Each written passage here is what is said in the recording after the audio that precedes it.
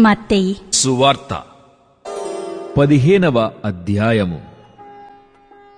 ఆ సమయమున యెరూషలేము నుండి శాస్త్రులను పరిసయ్యులను యేసునొద్దకు వచ్చి, నీ శిష్యులు చేతులు కడుగుకొనకుండా భోజనము చేయుచున్నారే, వారెందు నిమిత్తము పెద్దల పారంపర్యాచారమును అతిక్రమించుచున్నారని అడిగిరి. అందుకాయన, మీరును మీ పారంపర్యాచారము నిమిత్తమై దేవుని ఆజ్ఞను ఎందుకు అతిక్రమించుచున్నారు? తల్లిదండ్రులను గనపరచుమనియు తండ్రినైనను తల్లినైనను దూషించువాడు తప్పక మరణము పొందవలెననియు దేవుడు సెలవిచ్చెను. మీరైతే ఒకడు తన తండ్రినైనను తల్లినైనను చూచి, నా వలన నీకేది ప్రయోజనమగునో అది దేవార్పితమని చెప్పిన ఎడల అతడు తన తండ్రినైనను తల్లినైనను గనపరచనక్కరలేదని చెప్పుచున్నారు. మీరు మీ పారంపర్యాచారము నిమిత్తమై దేవుని వాక్యమును నిరర్ధకము చేయుచున్నారు. వేషధారులారా, ఈ ప్రజలు తమ పెదవులతో నన్ను గనపరచుదురుగాని వారి హృదయము నాకు దూరముగా ఉన్నది.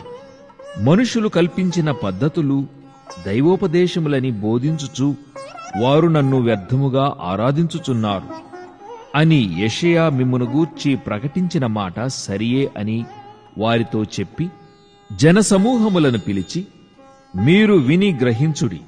నోట పడునది మనుష్యుని అపవిత్రపరచదుగాని నోట నుండి వచ్చునది ఏ మనుష్యుని అపవిత్రపరచునని వారితో చెప్పాను.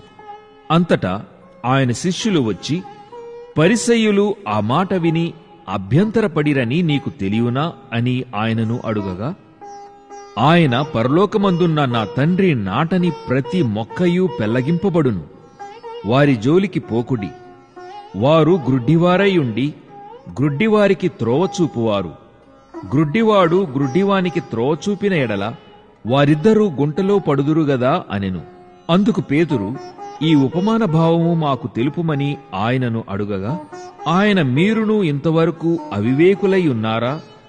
నోటిలోనికి పోవునదంతయు కడుపులో పడి బహిర్భూమిలో విడువబడును గాని నోట నుండి బయటికి వచ్చునవి హృదయములో నుండి వచ్చును. ఇవే మనుష్యుని అపవిత్రపరచునవని మీరు గ్రహింపరా?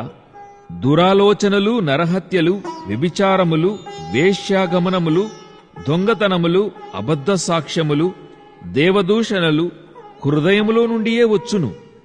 ఇవే మనుష్యుని అపవిత్రపరచును గాని చేతులు కడుగుకొనక భోజనము చేయుట మనుష్యుని అపవిత్రపరచదని చెప్పాను.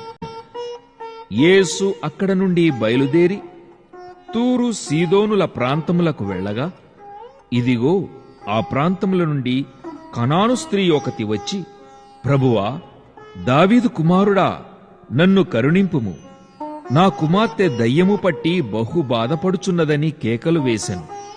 అందుకాయన ఆమెతో ఒక్క మాట అయినను చెప్పలేదు. అప్పుడాయన శిష్యులు వచ్చి, ఈమె మన వెంబడి వచ్చి కేకలు వేయుచున్నది గనుక ఈమెను పంపివేయుమని ఆయనను వేడుకొనగా, ఆయన, ఇశ్రాయేలు ఇంటివారై నశించిన గొర్రెల యొద్దకే గాని మరి ఎవరి యొద్దకును నేను పంపబడలేదనెను. అయినను ఆమె వచ్చి ఆయనకు మ్రొక్కి, ప్రభువా, నాకు సహాయము చేయమని అడిగాను. అందుకాయన పిల్లల రొట్టె తీసుకొని కుక్కపిల్లలకు వేయుట యుక్తము కాదని చెప్పగా, ఆమె, నిజమే ప్రభువా, కుక్కపిల్లలు కూడా తమ యజమానుల బల్ల మీద నుండి పొడు ముక్కలు తినునుగదా అని చెప్పాను. అందుకు యేసు, అమ్మా, నీ విశ్వాసము గొప్పది, నీవు కోరినట్టే నీకు అవునుగాక అని ఆమెతో చెప్పాను. ఆ గడియలోనే ఆమె కుమార్తె స్వస్థత నొందెను. యేసు అక్కడ నుండి వెళ్లి గలిలయ సముద్ర తీరమునకు వచ్చి కొండెక్కి అక్కడ కూర్చుండగా, బహుజన సమూహములు ఆయన యొద్దకు కుంటివారు, గుడ్డివారు, మూగవారు, అంగహీనులు మొదలైన అనేకులను తీసుకుని వచ్చి ఆయన పాదముల యొద్ద పడవేసిరి. ఆయన వారిని స్వస్థపరచెను. మూగవారు మాటలాడుటయును, అంగహీనులు బాగుపడుటయును, కుంటివారు నడుచుటయును, గ్రుడ్డివారు చూచుటయును జనసమూహము చూచి ఆశ్చర్యపడి ఇశ్రాయేలు దేవుని మహిమపరచిరి. అంతటా యేసు తన శిష్యులను పిలిచి, ఈ జనులు నేటికి 3 దినముల నుండి నా యొద్దనున్నారు. వారికి తిననేమియూ లేదు గనుక వారి మీద కనికరపడుచున్నాను. వారు మార్గములో మూర్ఛపోదురేమో అని వారిని ఉపవాసముతో పంపివేయుటకు నాకు మనస్సు లేదని వారితో చెప్పగా, ఆయన శిష్యులు, ఇంత గొప్ప జనసమూహమును తృప్తిపరచుటకు కావలసిన రొట్టెలు అరణ్య ప్రదేశములో మనకు ఎక్కడ నుండి వచ్చునని ఆయనతో అనిరి. యేసు మీ యొద్ద ఎన్ని రొట్టెలున్నవని వారినడుగగా, వారు 7 రొట్టెలును కొన్ని చిన్న చేపలును ఉన్నవని చెప్పిరి. అప్పుడాయన నేలమీద కూర్చుండుడని జనసమూహమునకు ఆజ్ఞాపించి ఆ 7 రొట్టెలను ఆ చేపలను పట్టుకొని కృతజ్ఞతాస్తుతులు చెల్లించి వాటిని విరిచి తన శిష్యులకిచ్చెను. శిష్యులు జనసమూహమునకు వడ్డించిరి. వారందరూ తిని తృప్తి పొందిన మీదట మిగిలిన ముక్కలు 7 గంపల నిండా ఎత్తిరి.